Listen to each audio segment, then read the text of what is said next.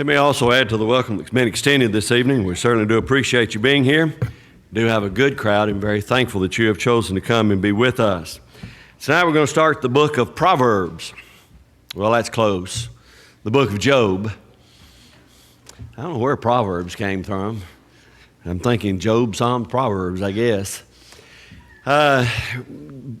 Job, as you know, has about 42 chapters in it. And we're trying to cover this material for our young folks in regards to the Bible Bowl and for our benefit as well. But with that in mind, it means we're going to have to move rapidly as we possibly can. So tonight I will be getting chapter 1 and chapter 2. Don't have a stroke. That's only 33 verses. And, you know, a lot of times we've covered chapters that have 65 or more in them. So we can do this and do it pretty handily. And hopefully this will help the young folks as they study the book of Job. Anytime I try to study a book, the first thing I try to do, young folks, is get the overall picture, just to know the backbone of what the book is.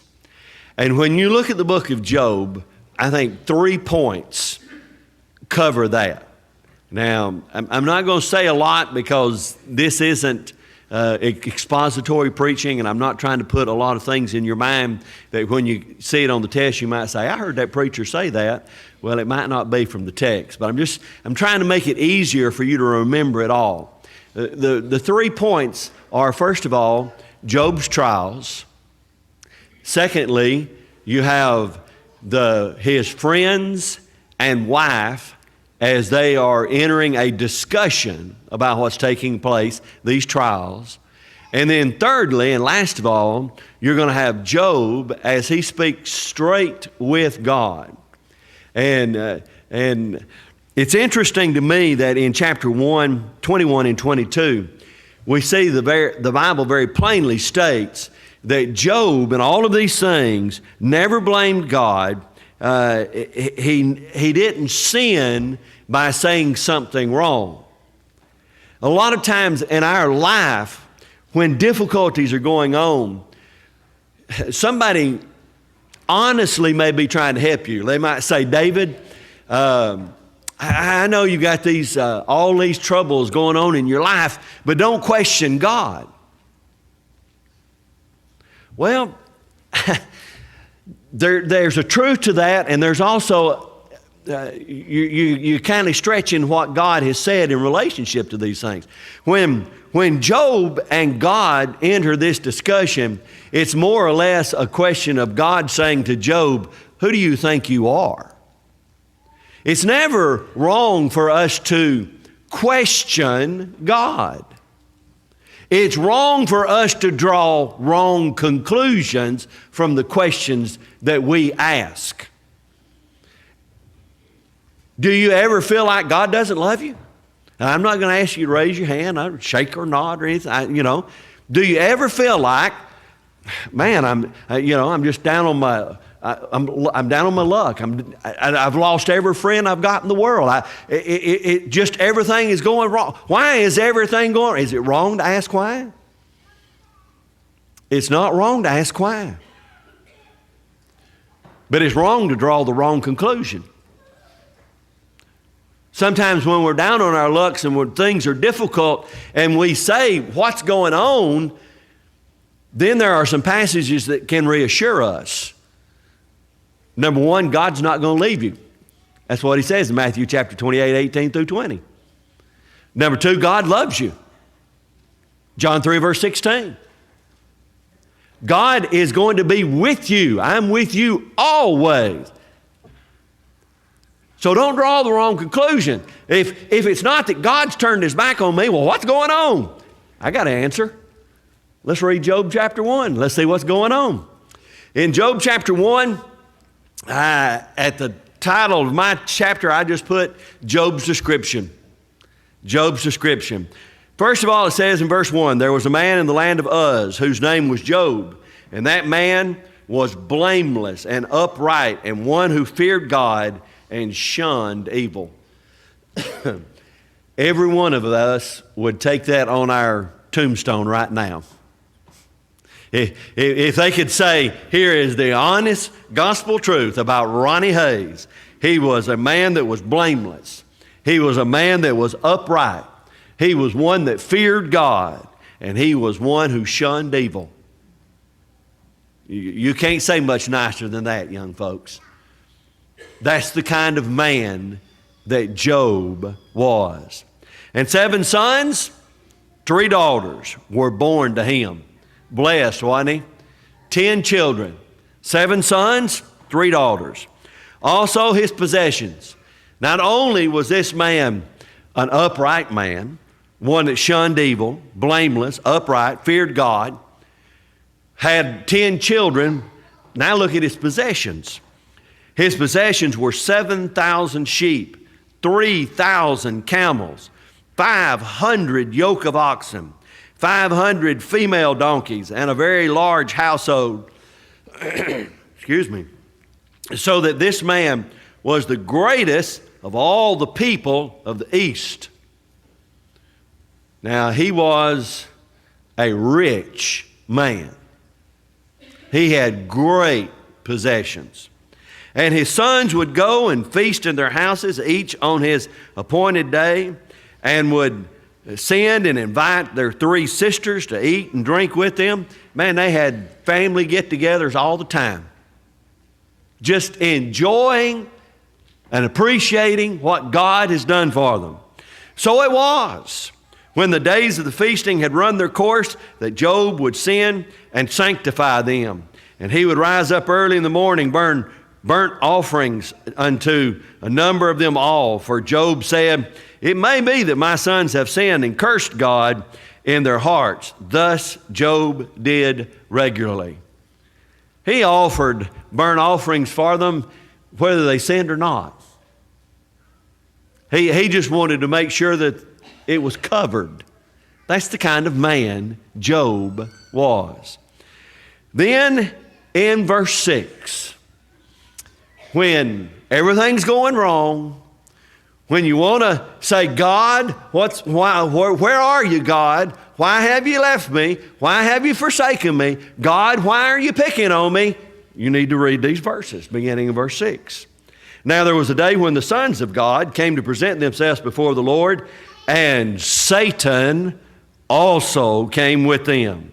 And the Lord said to Satan, 'From where do you come?' So Satan answered the Lord and said, 'From going to and fro on the earth, and from walking back and forth and on.'" "Where you been, Dusty?" "I hear about.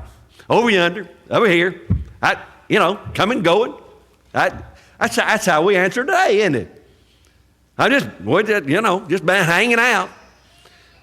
We've just been wherever. And then the Lord said to Satan, "Have you considered my servant Job?" Now God says of Job, "Look here, Satan.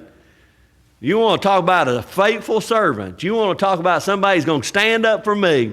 You want to talk about a stand-up kind of guy. Look at old Job. Have you considered my servant Job, that there is none like him on the earth, a blameless and an upright man who fears God and shuns evil?" The second time those descriptive terms have been used, all four of them.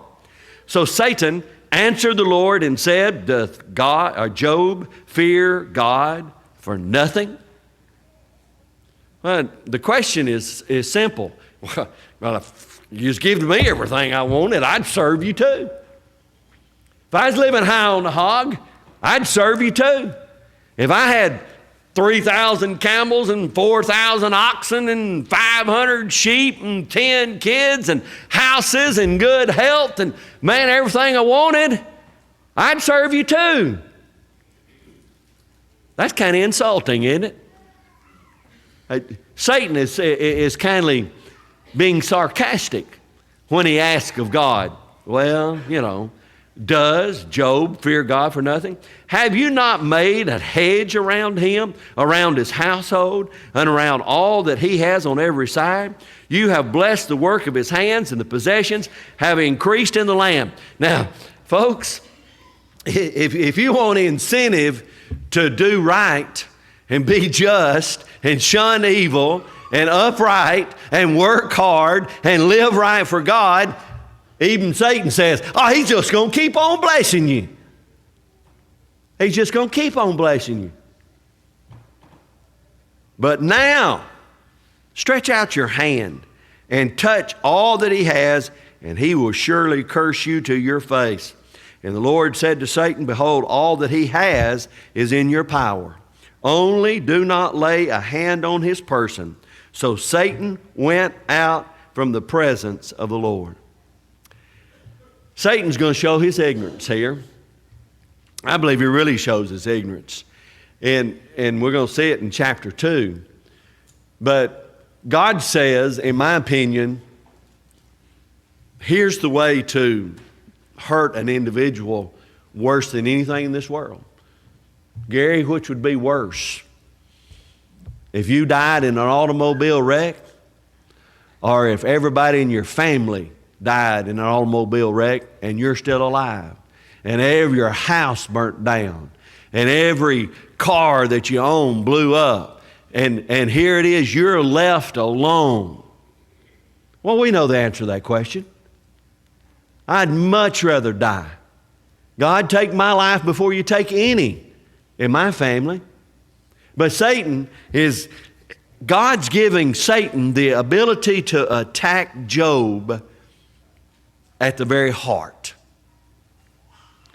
Here he says in verse 13, now there was a day when his sons and daughters were eating and drinking wine in their oldest brother's house. And a messenger came to Job and said, the oxen were plowing and the donkeys feeding beside them when the Sabeans raided them and took away them. Indeed, they have killed the servant with the edge of the sword, and I alone have escaped to tell you.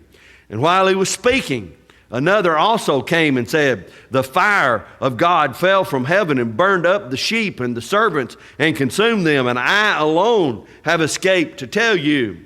And while he was still speaking, another also came and said, the Chaldeans formed 3 bands and raided the camels and took them away, yes, and killed the servants with the edge of the sword, and I alone have escaped to tell you. And while he was still speaking, another also came and said, your sons and daughters were eating and drinking wine in their oldest brother's house, and suddenly a great wind came from across the wilderness and struck the 4 corners of the house, and it fell on the young people, and they are dead, and I alone have escaped to tell you.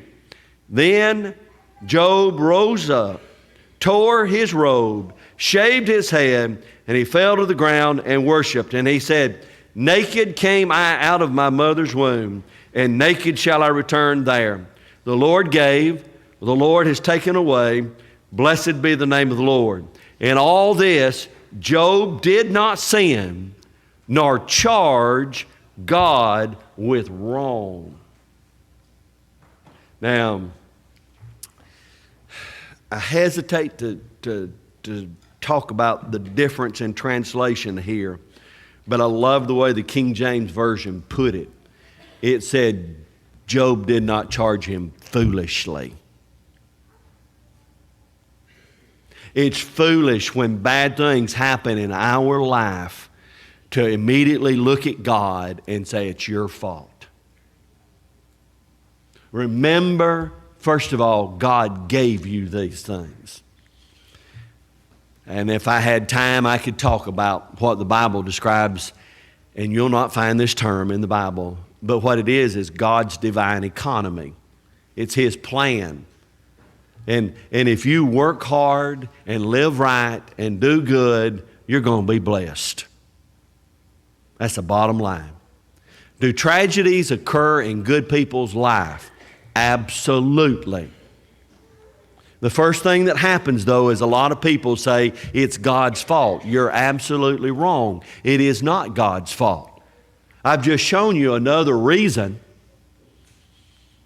Another reason is sin is in this old world. I have a sermon that I preach, and I could throw it in right now, but I don't have the time. We don't need to put it here. But why do bad things happen to good people? There's a lot of reasons why bad things happen to good people. From us putting ourselves in a wrong circumstance, to be an innocent bystander.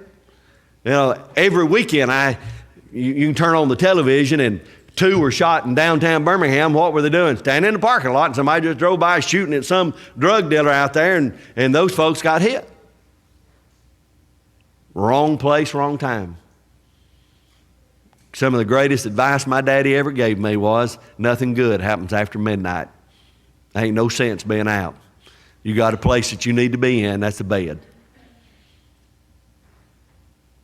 You know, if those folks were in their bed, they wouldn't be shot in the parking lot in downtown Birmingham. So, you know, bad things do happen to good people for many, many, many reasons. But not a one of them is God's picking on you. Not a one of them. All right, chapter 2. In chapter 2, here is Satan's attack as he attacks Job's good health. I think I put this in the handout, so I might need to go back and fill these out. In chapter 1, verses 1 through 5, that's Job's description. Verses 6 through 12 is Job's discussion, or Job discussed. And in verses 13 through the end of the chapter is Job's destruction. And that's all of the calamities that took place in Job's life. Then when you come to chapter 2, now Job's health is going to be attacked down through verse 10. In verses 11 through 13, last of all, you'll get the introduction of Job's 3 friends. So let's look at Job's health. Again, there was a day when the sons of God came to present themselves before the Lord, and Satan came also among them to present himself before the Lord. And the Lord said to Satan, "From whence do you come?" So Satan answered the Lord, and he said, "Going to and fro and on the earth, and walking back and forth on it." Then the Lord said to Satan, "Have you considered my servant Job, that there is none like him on the earth, a blameless and upright man, one who fears God and shuns evil? And still he holds fast." Still he holds fast. You think God knew what's already transpired? I know that God already knew what transpired. Hey, Satan, I asked you one time, consider my servant Job over here, and you said, okay, I will, and you've put him to the test. How did he pass that test? Let me tell you something. Job passed that test with flying colors. And still he holds fast his integrity. Although you incited me against him.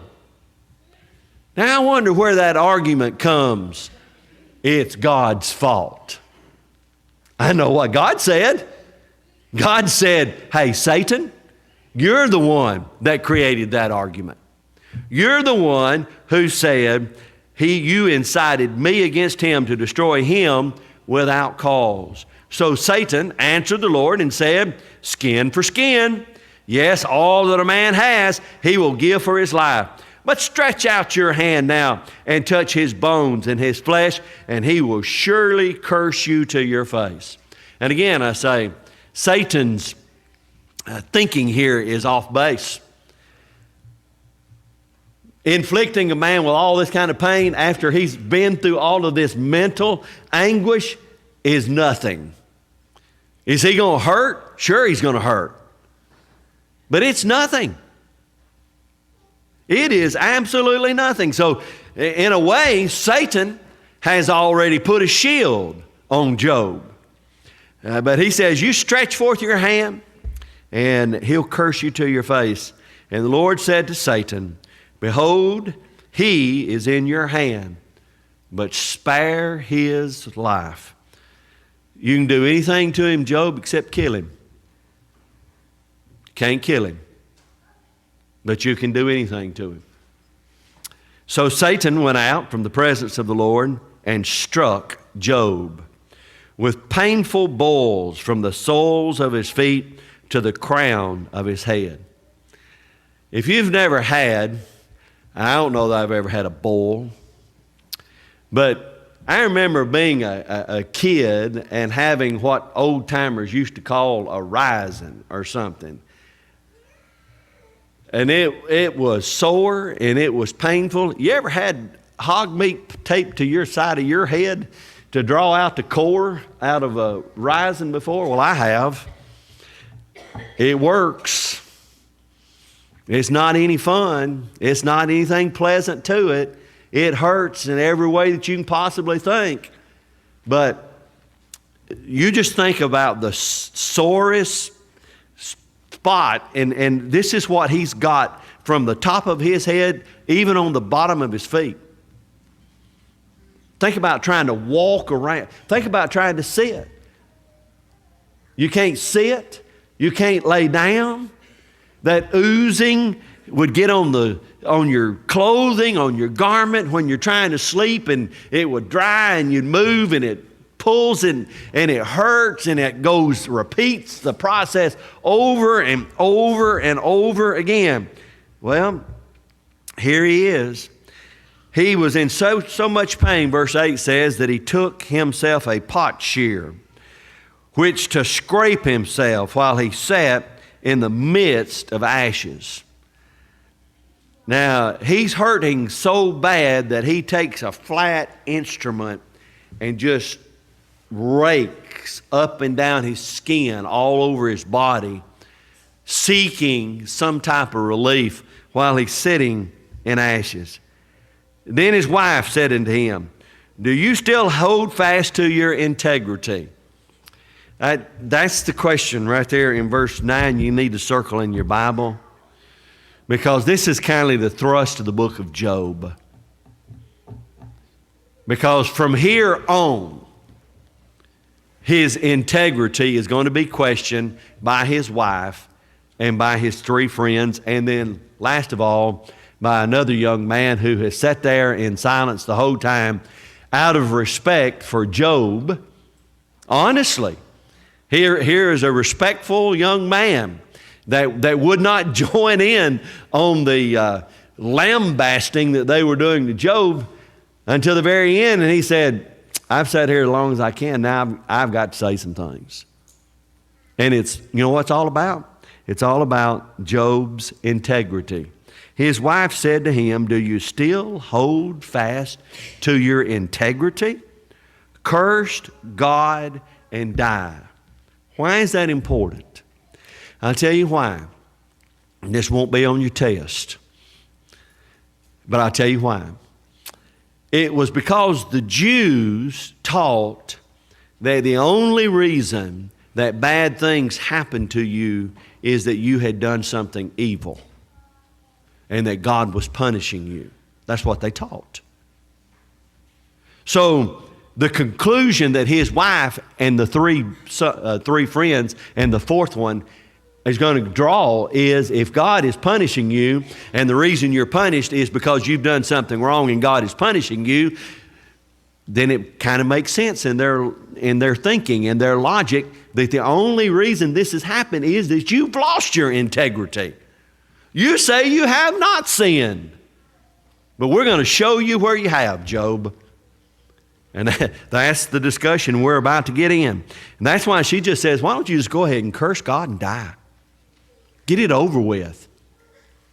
And then in verse 10, and he said to her, you speak as one of the foolish women. Now, husbands, I don't ever advise you to use this language to your wife.